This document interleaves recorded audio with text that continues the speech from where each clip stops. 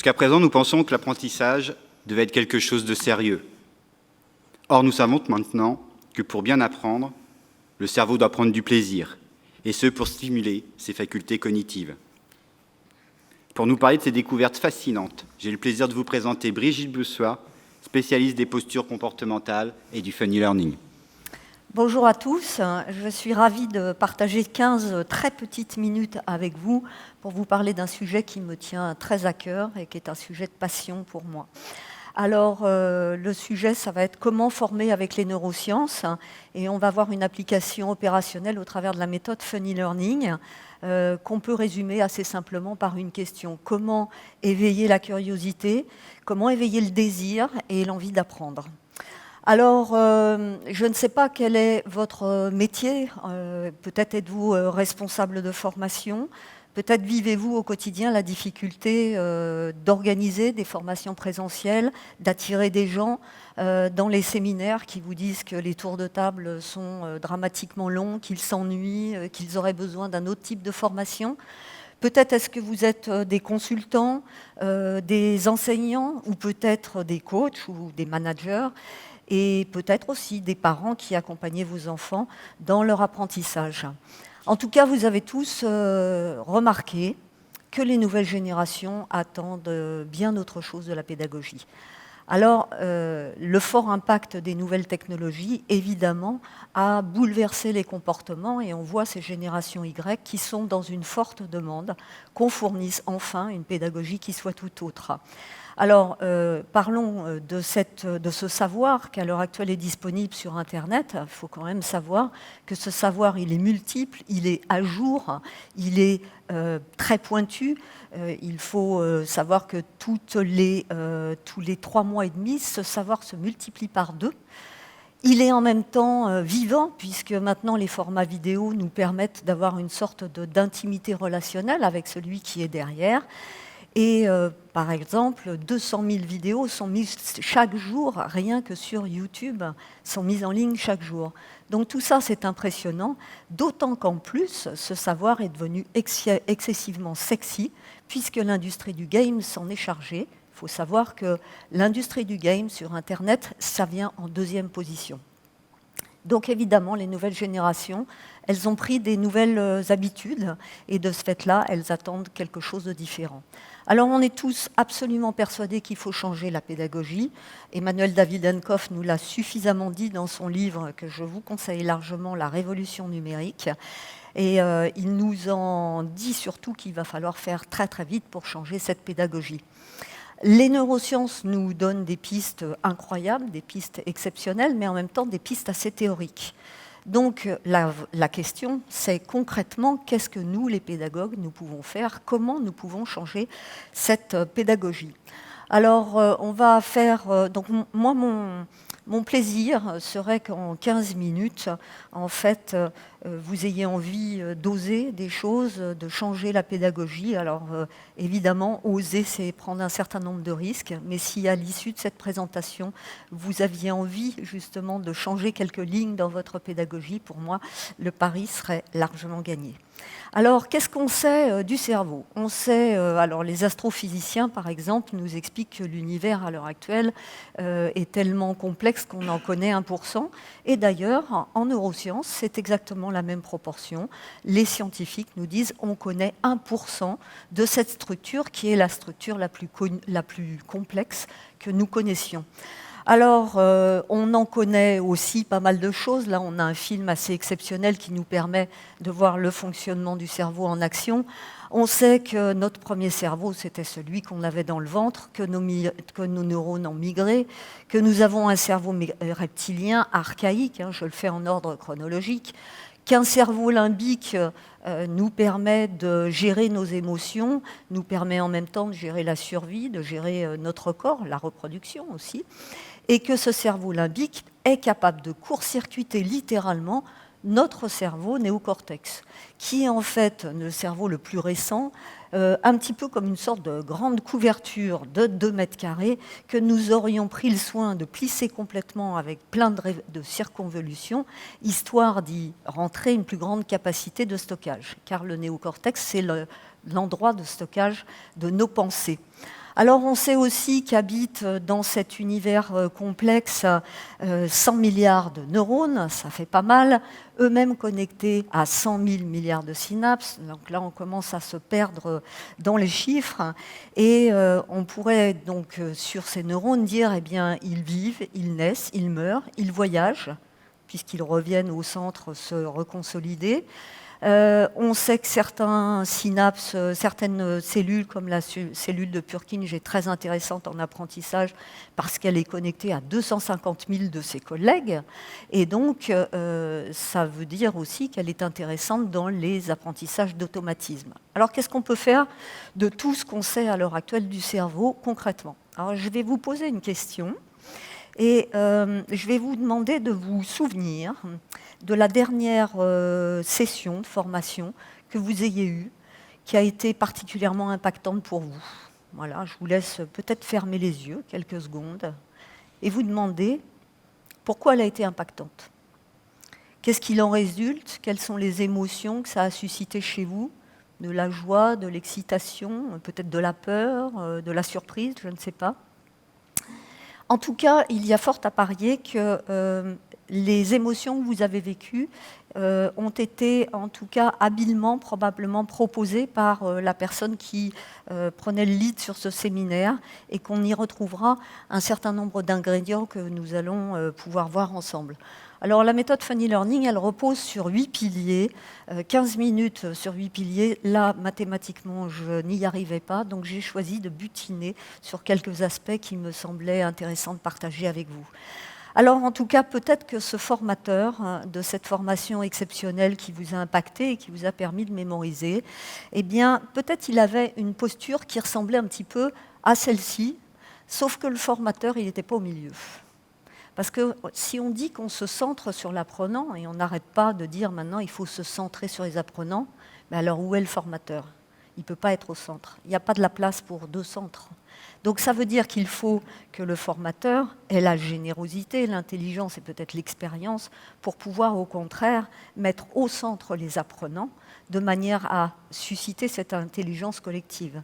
Donc ça voudrait dire aussi que dans sa posture, il est absolument persuadé que le savoir qu'il va transmettre est beaucoup moins important que l'intelligence collective qui est à ses côtés et que donc le savoir que le groupe est capable de reconsolider lui-même.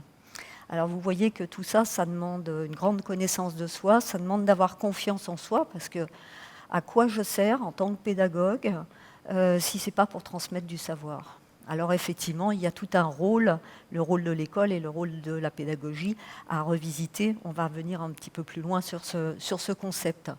Alors John Medina, qui est un des plus fameux chercheurs en neurosciences à l'heure actuelle, conseille, pour arriver à changer la pédagogie, déjà de démarrer par une chose, c'est le pédagogue doit se connaître. Car à l'heure actuelle, il y a un constat qui est assez affligeant, c'est que 67% des gens qui transfèrent la pédagogie transfèrent comme ils ont appris. Donc si je ne me connais pas, je pense que tout le monde a besoin d'apprendre de la même façon que celle qui m'a permis d'apprendre autant de choses.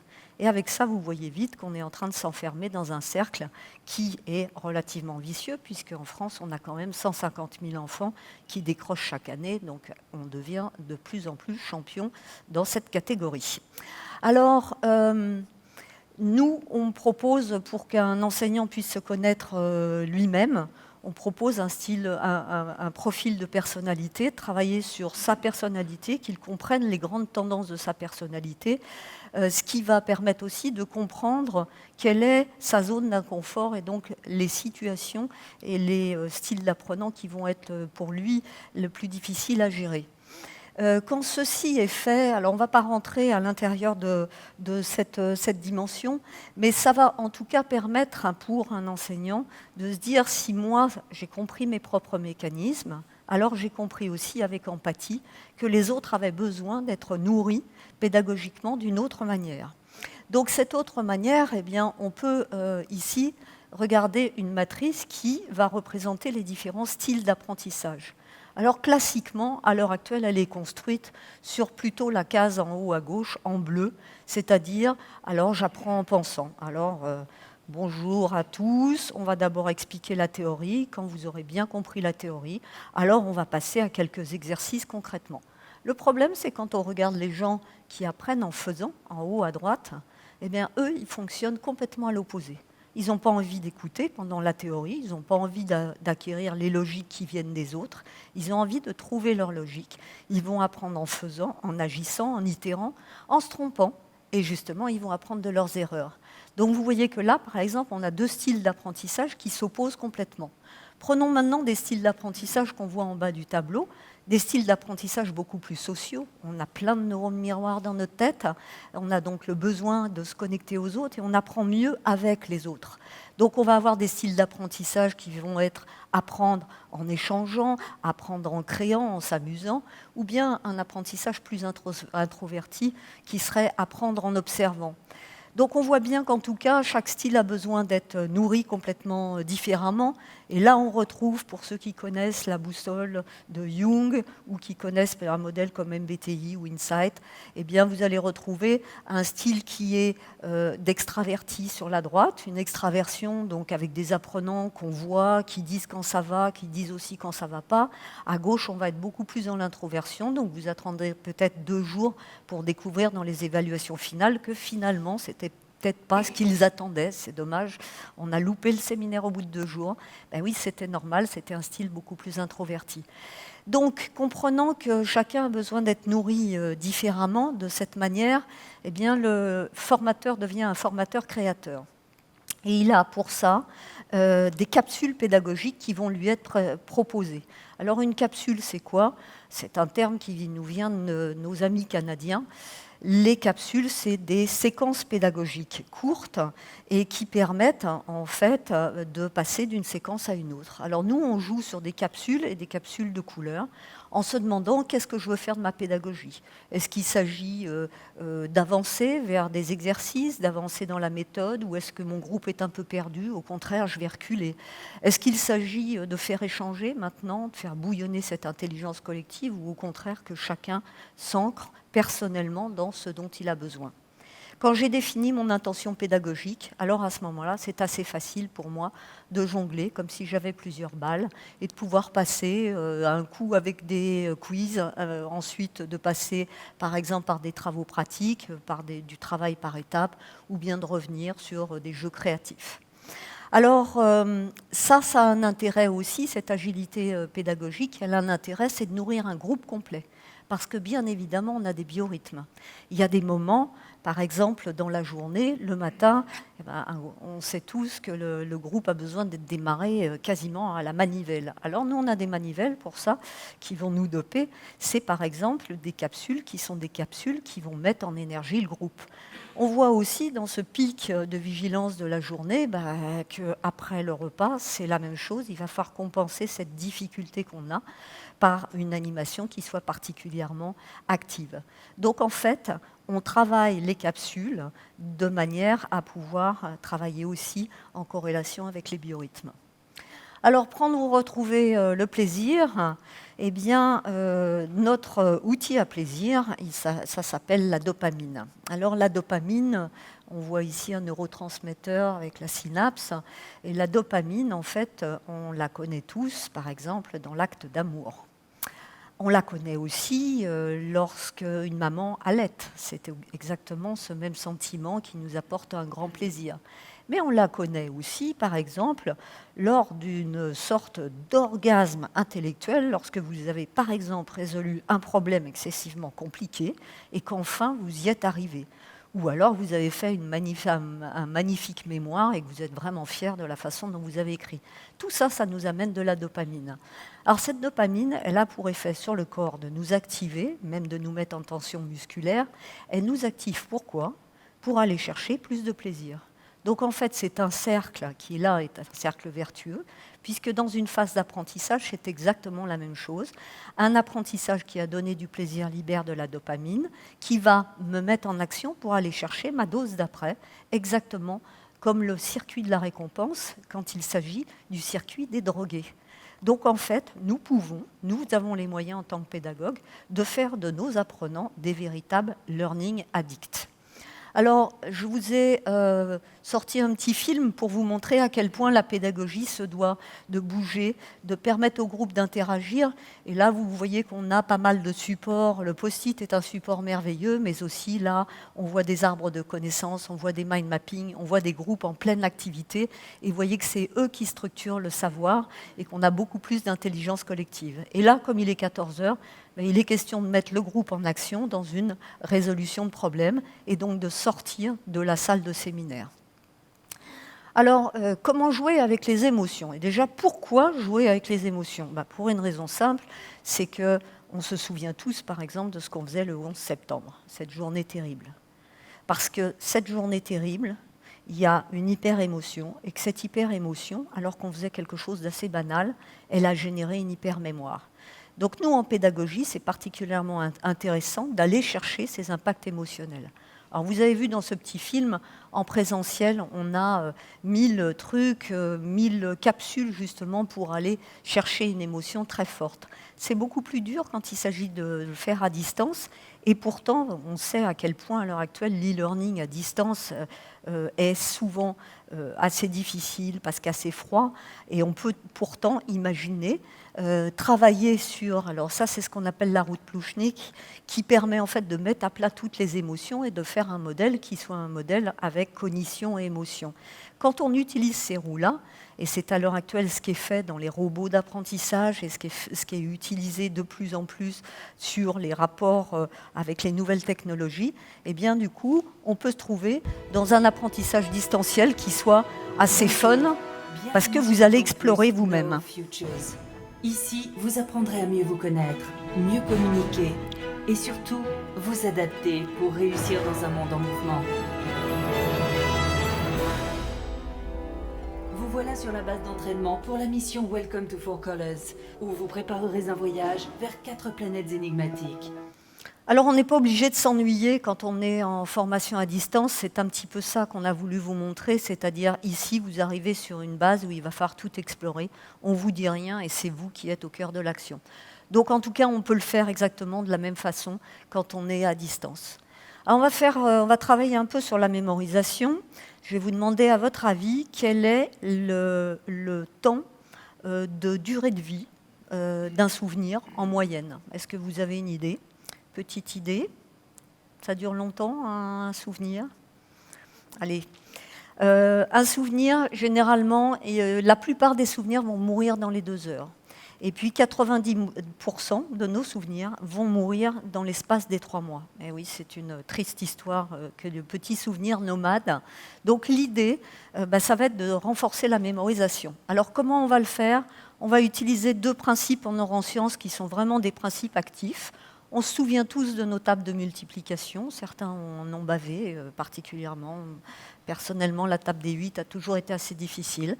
Eh bien, en tout cas, je l'ai rabâchée jusqu'à temps que je la maîtrise. Donc, en fait, en neurosciences, on dit le cerveau a besoin de répétition. Il a besoin même, idéalement, de 3 répétitions, 3 impacts qui vont se faire en 10 minutes. Donc, une première boucle, une deuxième boucle, une troisième boucle. Donc, le talent du pédagogue, c'est de faire travailler 3 fois la même idée, mais de manière créative et différente, de façon à ce que l'apprenant soit toujours dans un état d'hypervigilance.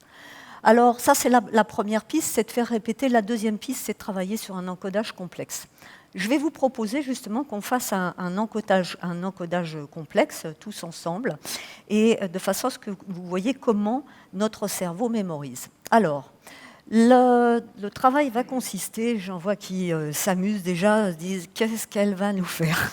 Oui, ça m'est venu comme ça au dernier moment. Alors, on va prendre cette carotte et je vais vous demander d'écrire un mot dessus qui est le mot engramme. Engramme, c'est un mot en neurosciences qui est utilisé et qui montre en fait qu'à chaque fois que j'apprends quelque chose, je laisse une trace organique dans mon cerveau. Ça s'appelle l'engramme. Okay, un mot nouveau, peut-être pour beaucoup d'entre vous. Donc voilà, et je vais vous demander maintenant de prendre cette carotte, d'aller chercher un robot de cuisine, s'il vous plaît. Voilà, et on va couper la carotte en 2. Vous allez mettre la carotte avec le mot engramme dessus dans ce robot. Ça y est, tout le monde est prêt, vous avez bien votre robot de cuisine. Je vais vous demander juste une chose. on ne va pas fermer le couvercle. On va laisser le couvercle et on va appuyer sur le moteur. Allez, allez-y, on appuie. Qu'est-ce qui se passe? Alors, il y a du bruit. Oui, il y a le bruit. Et puis, il y en a partout. Vous avez mis partout des morceaux de carotte. Donc, la carotte est coupée et il y en a partout dans cette pièce. Et cette pièce, c'est votre cerveau. Donc, on a déchiqueté une information et on en a mis absolument partout. Et maintenant, pour vous souvenir de ce mot, eh bien, c'est la théorie de la scène de crime. Il va falloir que vous soyez un véritable inspecteur pour aller chercher les indices à droite, à gauche. Vous avez l'impression que vous avez, par exemple, un mot sur le bout de la langue.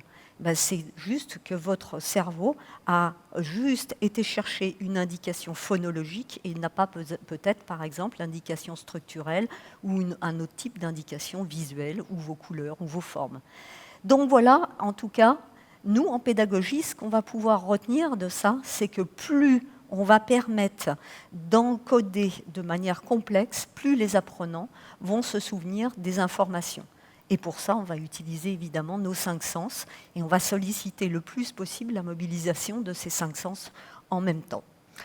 Alors maintenant, on sait renforcer la mémorisation avec ceci. Je vais vous parler maintenant d'un sujet qui m'est extrêmement cher, connecter la tête et les jambes. On sait à l'heure actuelle qu'il y a 150 000 enfants qui décrochent chaque année du système scolaire.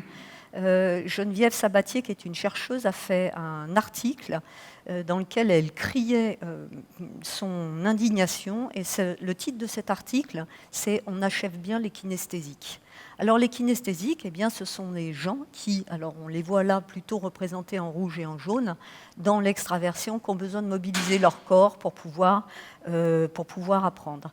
Mobilisant leur corps, ils ont besoin de bouger, de toucher, d'expérimenter, et 45% de la population est à dominante kinesthésique. Ça veut dire quoi à l'heure actuelle? Ça veut dire que rien dans notre pédagogie a été fait pour servir une pédagogie de l'action. Alors bien sûr, il y a des expériences extraordinaires qui marchent, des tables de multiplication qui s'apprennent en rap à l'heure actuelle dans certains collèges. Il y a plein d'initiatives merveilleuses et toutes ces initiatives, elles marchent. Donc là, pour moi, c'est un point essentiel que dans notre pédagogie, être capable de pouvoir renforcer ce sens qui est le sens kinesthésique. Je vous donne quelques petits trucs et astuces, des petits plus que vous mettriez sur la table, des tout petits Legos, vous permettront de faire en sorte que les gens manipulent en permanence ces petits plus et que leur idée reste concentrée, reste dans la salle. Une autre idée aussi, c'est de faire de la brain gym, 1 minute pour faire un tout petit break et faire mettre les gens dans une relatéralisation, de faire travailler cerveau gauche, cerveau droit, avec un petit peu de musique pour rendre tout le monde heureux. Et vous avez fait danser tout votre groupe et vous avez recréé une dynamique. Donc voilà, il y a pas mal de pistes que vous pouvez utiliser. En tout cas, la dernière dont je voudrais vous parler, c'est qu'il va falloir faire durer, car on sait qu'il va falloir étirer le maximum le temps de formation. Alors, il ne faut pas se tromper de médias, il faut le faire au bon endroit. On parle de classe inversée, en tout cas, nos amis canadiens ont été les premiers à initier ces classes inversées. L'idée, c'est de dire, on va d'abord donner du savoir aux gens, et puis quand ils arriveront, donc ça, on va faire de l'e-learning, et puis ensuite, quand ils arriveront en présentiel, on ne fera que 3 choses en présentiel, on n'en fera pas 4. On fera d'abord, la première, c'est on va mettre en pratique, ensemble, tous ensemble, des jeux de rôle, des mises en situation. On va faire ensuite des échanges, parce qu'on a besoin d'échanger avec nos pairs, et puis on va s'engager vers l'action. Voilà. Hormis tout ça, rien n'est utile dans le présentiel. Mais ensuite, ce n'est pas pour ça que l'action est consolidée. Et c'est là où je peux impliquer et des serious games pour faire des simulations et à la fois du coaching ou tutoring pour pouvoir transposer. Donc vous voyez que là, il y a fort à réfléchir sur la manière dont on utilise à l'heure actuelle le présentiel, puisqu'à chaque fois qu'on donne de l'acquisition de savoir, on est hors d'une définition actuelle idéale du présentiel. Donc ça donne à beaucoup, bien sûr, à réfléchir sur la fonction même de pédagogue à l'heure actuelle. Alors c'est un sujet qui, s'il vous a plu, que vous pouvez continuer d'explorer. Plusieurs pistes, les formations qui sont proposées par ILS, elles vous donneront probablement l'envie justement de rentrer dans ce système de funny learning. Vous pouvez aussi nous rejoindre au Festival de l'innovation chaque année, parce que c'est une intelligence collective qui se met en œuvre et qui innove chaque année. Vous pouvez aussi venir en certification sur le funny learning si vous êtes dans la RH, consultant. Et puis, dernière chose, nous sommes en train de finaliser un livre qu'on écrit avec Jean Lefebvre sous le regard scientifique et bienveillant de Jean-Philippe Lachaud, qui est directeur à l'INSERM. Voilà, autant de moyens de pouvoir continuer ensemble cette histoire, cette grande histoire pédagogique. Voilà, je vous remercie infiniment.